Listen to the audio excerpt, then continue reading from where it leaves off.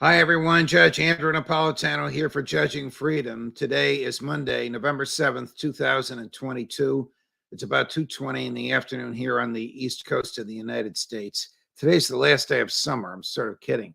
It's 75 degrees out here in northern New Jersey. Tomorrow at this time, it's supposed to be 45 degrees, which is what you'd expect for the second week in November. But we're having this blast of warm weather. We've had it for the past 4 or 5 days. It's a nice little treat before the winds of November come wailing, to quote the rhyme of the Edmund Fitzgerald.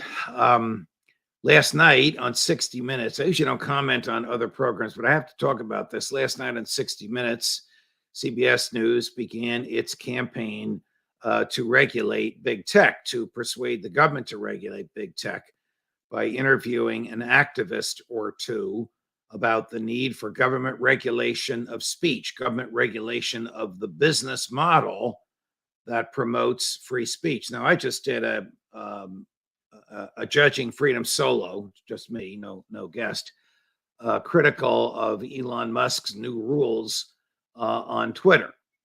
But my caveat is he owns Twitter. He can write whatever rules he wants. Big tech is privately owned. It's publicly traded, but it's not owned by the government. It is not regulated by the First Amendment. So if the old Twitter wanted to ban Donald Trump because it hated him or it hated his speech because of the content of his speech, because of the content of what he said on Twitter, it can legally do so. The new Twitter can legally do so. Elon Musk says it won't. But the movement afoot that CBS News wanted to highlight last night is not legislation, but litigation. It is litigation brought by Republican state attorneys general against big tech in their states, claiming that big tech is somehow harming the people in their states by publishing information that is hurtful or harmful. Guess what? Read the First Amendment. The First Amendment restrains government. It doesn't restrain private speech.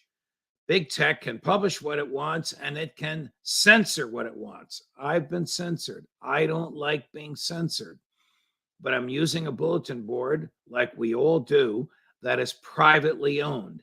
And the private owner of a private bulletin board can censor all it wants.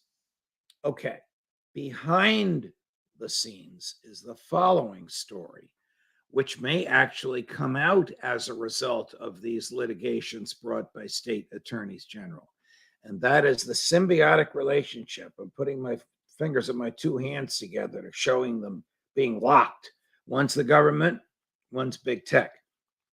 If there's a symbiotic relationship between the government and big tech, if big tech is doing censorship that the government wants it to do, and in return for that censorship, the government is doing favors for big tech, that's an entirely different story.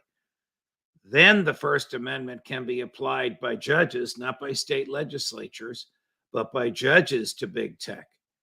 Because when there is this symbiotic relationship, so that the more big tech gains, the more the government gains. The government doesn't have to deal with its critics.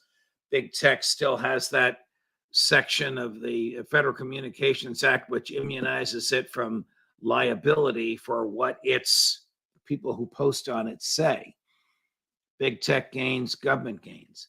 If big tech and government are in a symbiotic relationship, then the courts can and should apply the First Amendment to big tech. Big tech will rue the day it entered into a symbiotic relationship with the government, because then it will never be able to censor on the basis of content.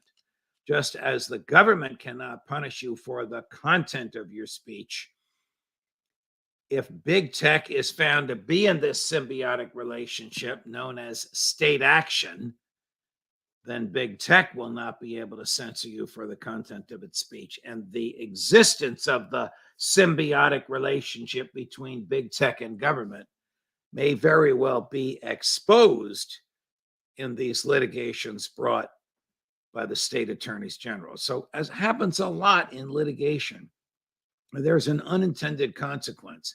The intended consequence is for government to control big tech. That's wrong. That's bad. Big tech should be controlled by the people who own it. That's private enterprise.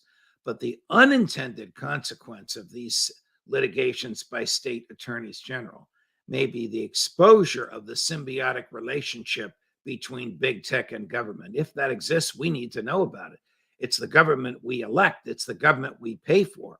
If it's doing something nasty, dirty, foul, and in secret, punishing speech because of its content, we need to know about it. We need to vote out of government the people that are doing it. And we need to impose on the censors the restraints that the First Amendment imposes on the government. Judge Napolitano, you gotta be careful when you watch this stuff. You can't just take it at face value.